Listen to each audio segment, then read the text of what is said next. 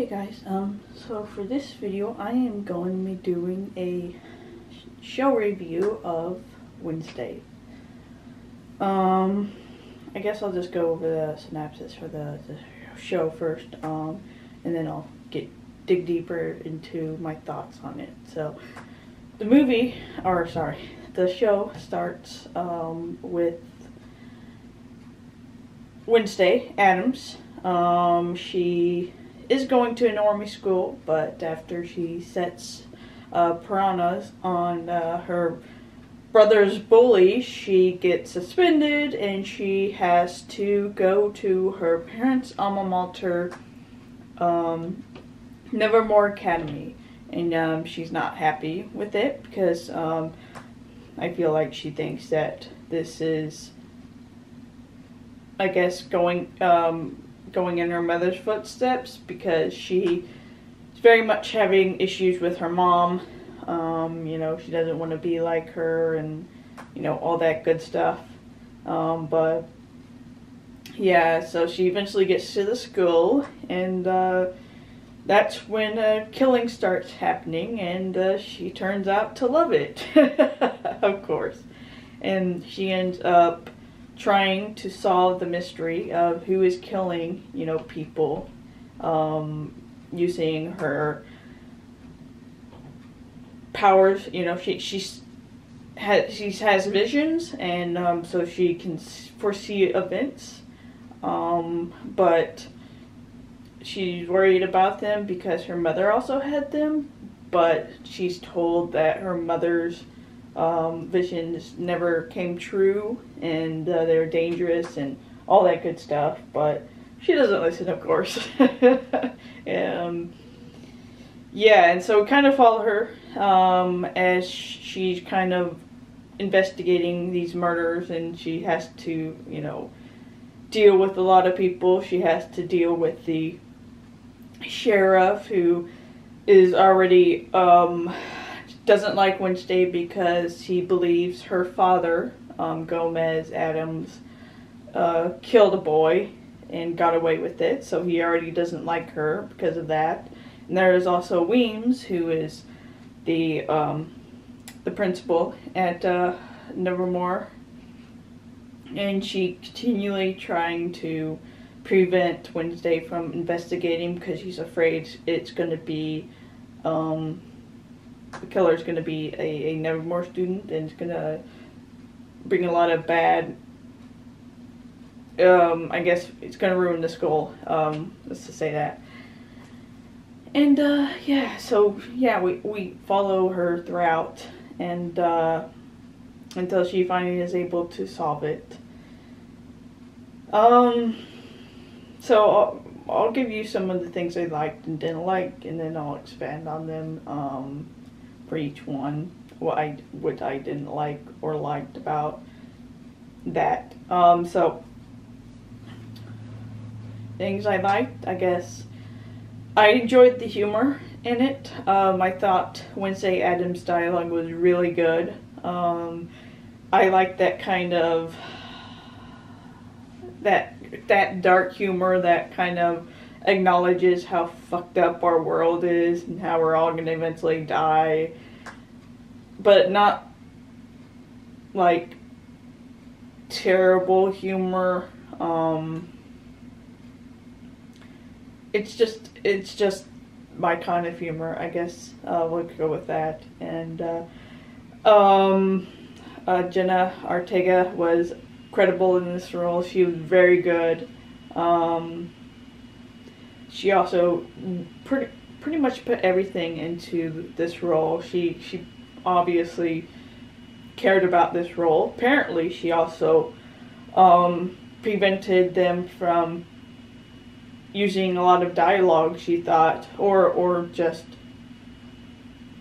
some of the writing she changed because she didn't think that was true to her character, which I do appreciate, that she cares so much. She also, I know she did a lot of training for this role. She learned how to play the cello. She learned, I'm not sure complete German, but just some enough German to help her get through the scene. She learned fencing, she learned archery, everything, which I really do appreciate. I enjoy an actor when they, put everything into their role. Some of the characters. Enid is another one of the big characters in this show. First, I was worried they're going to do the whole she was nice, she appears nice, but she's really just a bitch, because they have her try to befriend Wednesday the first time they meet. Doesn't exactly go well, because obviously Wednesday is, I would say, a loner, and she doesn't like being touched, and so those are kind of two of the things that Enid loves to do. She loves hugging people, she loves, befriending people, and, so we get this clashing of the two of them, because Enid, turns out, is her roommate, at Nevermore, so.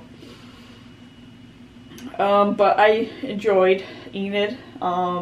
She appears at first to be very much happy-go-lucky, but then you kind of realize that I would say some of that is a cover, a mask, because she's really bothered by the fact that her mother's a bitch. She apparently hasn't woofed out yet. She's having trouble, and she's afraid she'll never woof out, and that she'll be rejected by her family. They kind of compare it to conversion therapy. I mean, they call it woof conversion therapy, but obviously you can compare it as well to gay conversion therapy, so I can relate to that.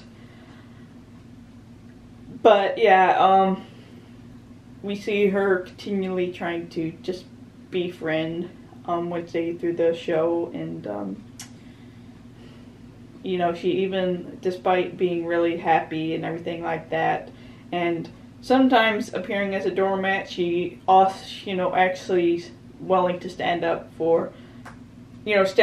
to people she thinks that are mistreating her. So Wednesday kind of puts her in a dangerous situation, and so Enid calls her out and ends up leaving and trying to get another roommate.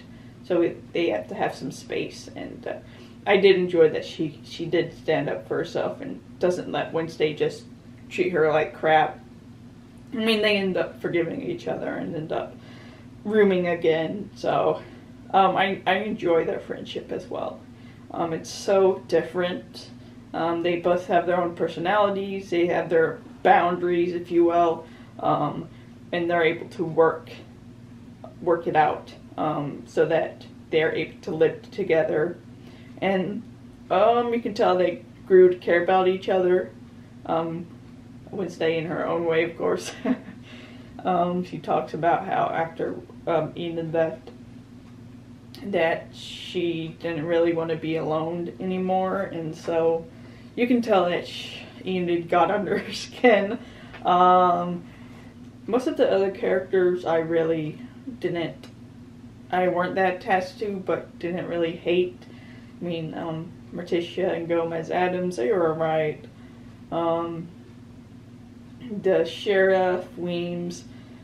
For me, I typically either attach myself really well. I mean, I attach hard to a character, or I loathe a character, or I just don't care. So very rarely is there like any in between of those three. So in this show it was Wednesday and Enid that I really did enjoy. Everyone else were just there. The sheriff, I felt like and it's Sheriff and Weems and a lot of the adults in this show, I felt like we're actually continuing to allow, these killings to happen, by preventing Wednesday to actually try to figure out what's happening. It felt like she was doing more than the actual adults to try to stop this, and it was kind of getting irritating for me.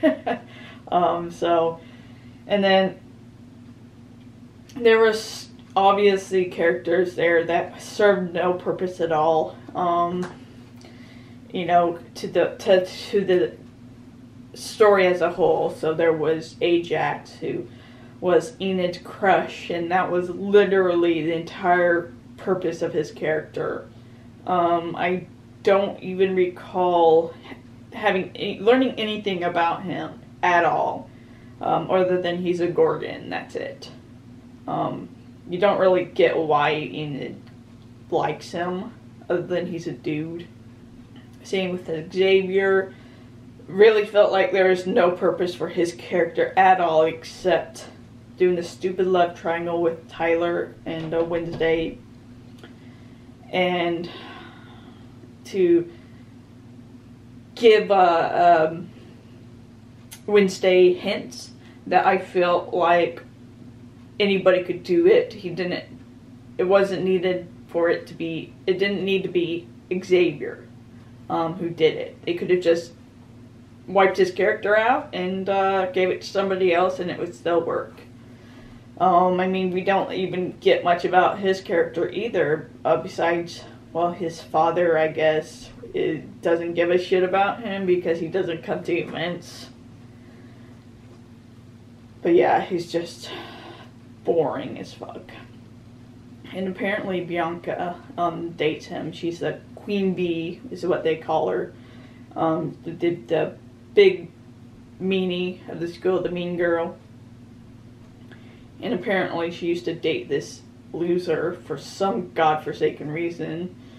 But yeah, he's useless.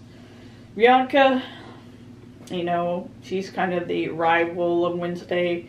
She's the queen bee of the school, and then Wednesday comes along. I guess she feels threatened.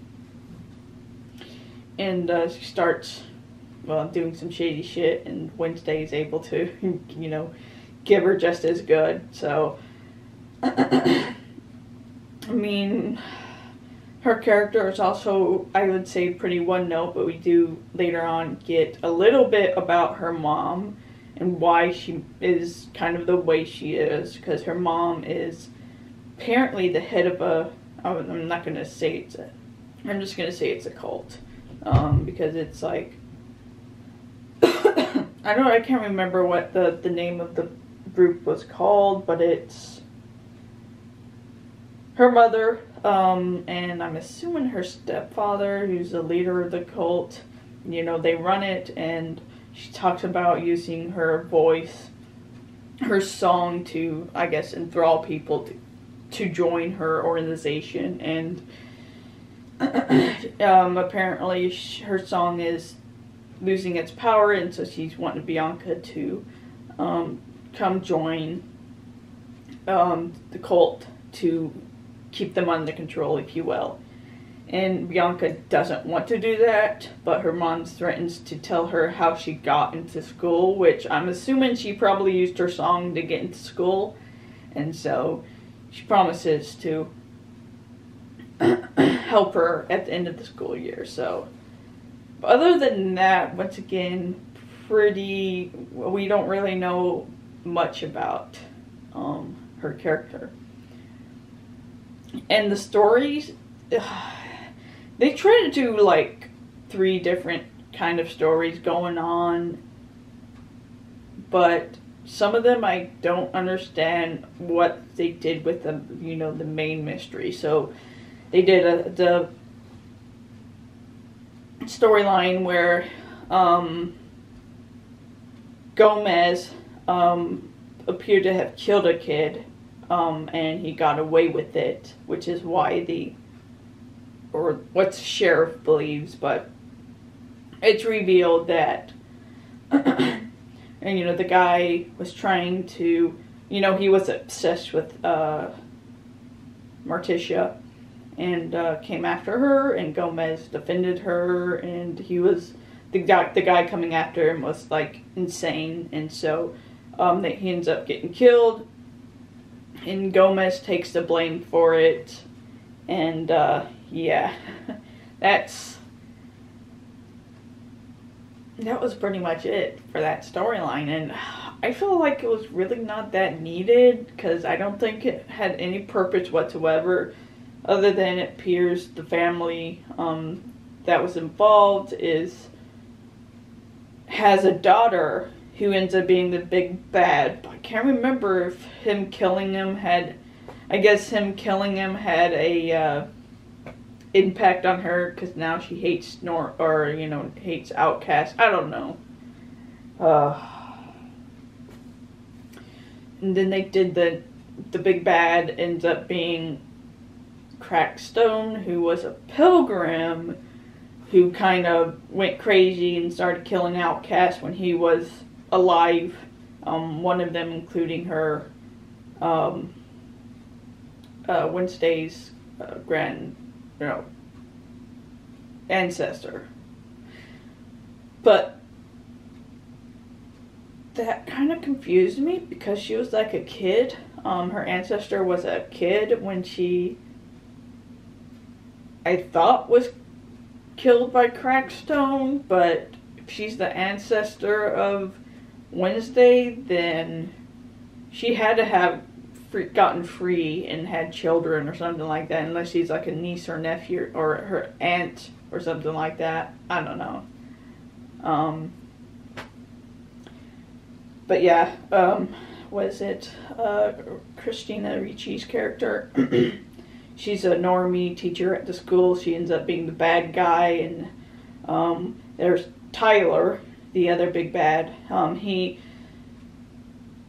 He appears at first to be kind of romantically interested in Wednesday, but by the end you kind of realize that he was just using her the entire time, which at least explains why he was very much interested in her, was because he was, manipulating her, whereas Xavier, I guess she saves him from burning alive because he was a dumbass as a kid and got into a coffin before it was, being burned or something. It was dumb as hell. And so apparently that's why he's obsessed with Wednesday. At least Tyler feels like more believable. But anyways, it turns out Tyler's a Hyde, and so he'll turn into a monster. And I was uncertain whether or not Tyler knew about what he was, but there's no way he didn't know, because while he was still human, he was literally mocking her. And so yeah, I just yeah, anyways, him and Christina Ricci's character, they have ganged up because apparently part of the Hyde creature is that they will latch on to someone and become their slave to that person. So apparently he latches on to Christina Ricci's character and sees him as she sees her as his mother, because his mother ends up dying, and apparently traumatic experience can cause a Hyde to leech on to somebody and do what they want. And Christina Ricci's character knew about that, and so she was able to use that to get him to do what she wanted. And so yeah, they end up raising Crackstone, because apparently Tyler was going around cutting people's body parts off, which apparently they were doing that so that they could raise up Crackstone and give him a body. So kind of like a Frankenstein kind of thing going on there. But anyways, Wednesday at the end starts fighting them, and then her ancestor came back, and after Wednesday got mortally stabbed, and kind of, I guess, gives her spirit. I don't know. And long story short, they end up defeating Christina Ricci's character in Crackstone. And, Tyler ends up getting arrested and taken away, but we know he's going to get free anyways. That's the way it is. You know, Wednesday, or Enid, ends up fighting Tyler at the end for a little bit to protect Wednesday, which I liked. So she whooped out to protect Wednesday, kind of continuing to help their friendship evolve. And then at the end, Wednesday finally hugs Enid, and which kind of appears menial, I guess, at first, but when you realize that Wednesday does not like being touched, and so having Wednesday's the one to actually initiate a hug with Enid kind of shows how the relationship is kind of grown, and how Wednesday is now comfortable with physical intimacy with Enid. So I enjoyed that part. I think that was pretty much it. The story was kind of boring for me. It just dragged on. It was like painful to get through this. I liked the dialogue, and I liked Wednesday and Enid. Everything else was just dragged on for me. I didn't think the Crackstone story was interesting. I don't think her parents' story was interesting. Yeah, it's just, I think they dropped the ball. Let's just say that. It's not to say that I won't watch the next season, because it's been greenlit, because apparently Jenna Ortega is a producer on the next season, so I think she's going to get a little bit more creative control. And apparently the next season is going to focus more on Enid and Wednesday's relationship, or friendship. And so I'm interested to see how exactly that's going to happen. Yeah, I think that was it. I got all my thoughts out about what I liked about the show and what I didn't. So yeah. If you did like this review, and you want to see more, you can subscribe to my channel and see all the stuff I'll be putting out. I never know what I'm going to be putting out. It just depends on my mood. I have ADHD, and so it's just whatever, whenever my ADHD flares up. But yeah, so you guys have a nice night. Stay safe out there, and talk to you later.